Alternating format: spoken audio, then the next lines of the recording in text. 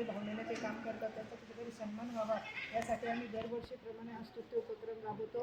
आज चिरंजीव राम याच्या वाढदिवसानिमित्त भव्य रक्तदान शिबिराचं आयोजन करण्यात आलं होतं. त्यामध्ये 11 दात्यांनी रक्तदान केलं.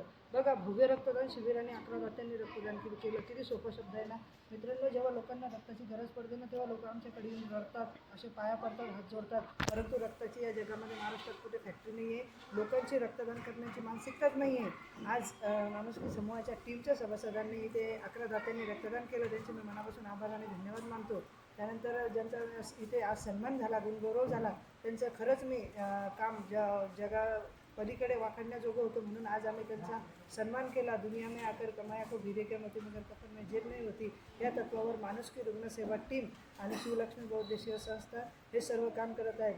आज आमच्या कविता वाघ मॅडम असतील, यांचा आम्ही सन्मान इथे केला. मॅडमने अनेक कितीतरी अशा मुली होत्या की त्या मुलींना आज जीवदान ताईंनी दिलेलं आहे. असे कितीतरी मुली या कार्यक्रमात होते. या कार्यक्रमाचं सूत्रसंचालन श्री अंजलीताई चिंचोलकर यांनी केले. प्रमुख पाहुण्यांचे देखील मी मनापासून धन्यवाद मानतो. प्राध्यापक शरद सोनवणे सर असतील, त्यानंतर ज्युनियर चार्ली फाउंडेशनचे संस्थापक अध्यक्ष सोमनाथ सोभावणे असतील, या सर्वांनी.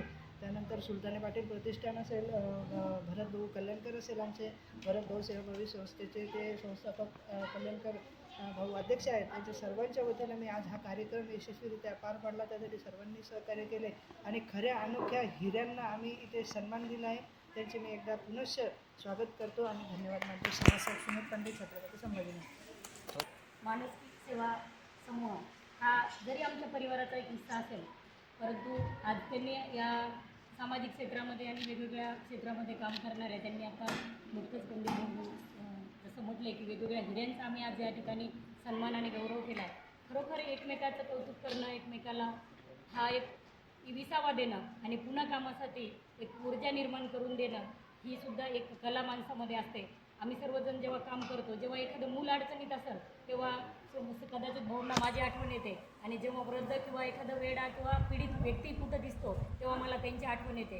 आणि अशा प्रकारे इथं जेवढे व्यक्तींचा सन्मान आज झाला, कुणी प्राण्यांसाठी, कुणी पक्ष्यांसाठी, कुणी मानवासाठी, कुणी निसर्गासाठी, कुणी समाजासाठी, कुणी रुग्णांसाठी, अशा वेगवेगळ्या क्षेत्रात काम करणाऱ्या वेगवेगळ्या अतिशय समाजाचे हिरे असलेल्या या व्यक्तींचं या ठिकाणी सन्मान या माणुसकी सेवा समूहाने केलेला आहे. यांचं काम खरोखर अतिशय नावाजण्याजोगे आहे.